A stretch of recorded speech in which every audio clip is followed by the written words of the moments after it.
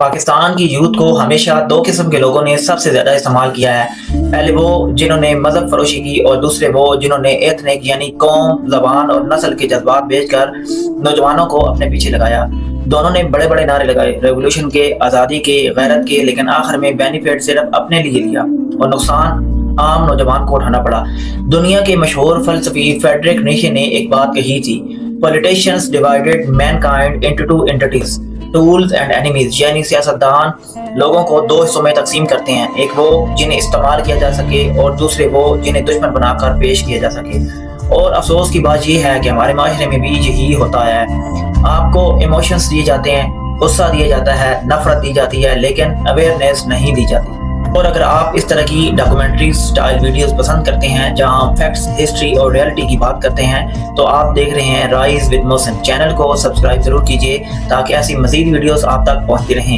آپ کو یہ سکھایا جاتا ہے کہ بس فلاں لیڈر کے لیے لڑو، فلاں جماعت کے لیے لڑو، فلاں قوم کے لیے لڑو، لیکن یہ نہیں سکھایا جاتا کہ ایک عام شہری کے بیسک رائٹس کیا ہوتے ہیں۔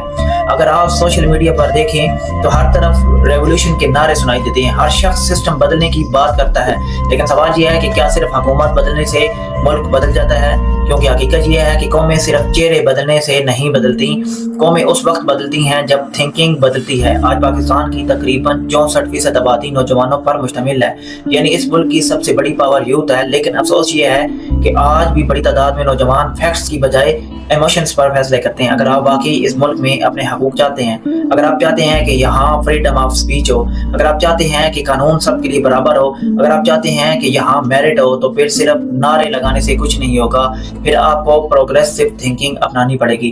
اور پروگریسو تھنکنگ کا مطلب یہ نہیں ہوتا کہ آپ اپنی مذہبی یا اخلاقی ویلیوز چھوڑ دیں، یہ نہیں کہ بے روی پھیلائی جائے، ہر چیز کو آزادی کے نام پر جائز قرار دیا جائے۔ ہم ایک مسلم سوسائٹی سے تعلق رکھتے ہیں اور اسلام نے عورت کو عزت بھی دی ہے اور حقوق بھی دی ہیں۔ عورت کی آزادی کا مطلب یہ نہیں کہ معاشرے میں فحاشی پھیلے، بلکہ اس کا مطلب یہ ہے کہ اسے تعلیم کا حق ملے، اسے عزت کے ساتھ جینے کا حق ملے، اسے اپنی رائے دینے کا حق ملے، اسے ہراسانی اور ظلم سے تحفظ ملے اور اسے ایک انسان سمجھا جائے، بوجھ نہیں۔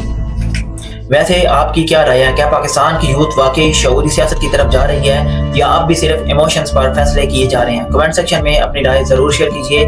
لیکن ہمارے ہاں بعض لوگ خود کو بہت بڑا ریولوشنری کہتے ہیں، وہ سسٹم چینج کرنے کی بات کرتے ہیں، لیکن جیسے ہی عورت کے بنیادی حقوق کی بات آتی ہے تو وہی لوگ مخالفت میں کھڑے ہو جاتے ہیں۔ اس طرح کچھ لوگ ہر مسئلے کا الزام صرف اسٹیبلشمنٹ پر ڈال دیتے ہیں، حالانکہ حقیقت یہ ہے کہ کسی بھی ملک کا نظام صرف ایک ادارے سے نہیں چلتا، اس میں سیاستدان، ادارے، میڈیا اور خود عوام بھی شامل ہوتے ہیں۔ اگر عوام خود جذبات سے فیصلے کرے گی تو پھر ہر طاقتور شخص انہیں آسانی سے استعمال کرے گا۔ اس لیے سب سے پہلے ہمیں یہ ڈیفائن کرنا ہوگا کہ ہم واقعی چاہتے کیا ہیں، صرف ایک پسندیدہ لیڈر اقتدار میں دیکھنا یا ایک ایسا پاکستان جہاں قانون مضبوط ہو، جہاں انصاف ہو، جہاں شہری حقوق محفوظ ہوں اور جہاں اختلاف رائے کو دشمنی نہ سمجھا جائے۔ اگر آپ چاہتے ہیں کہ پاکستان میں شعور بڑھے، لوگ فیکٹس پر بات کریں اور یوتھ صرف جذبات نہیں بلکہ سمجھداری سے فیصلے کریں تو اس ویڈیو کو شیئر کریں۔ میں ہوں محسن، آپ دیکھ رہے تھے رائز ود محسن۔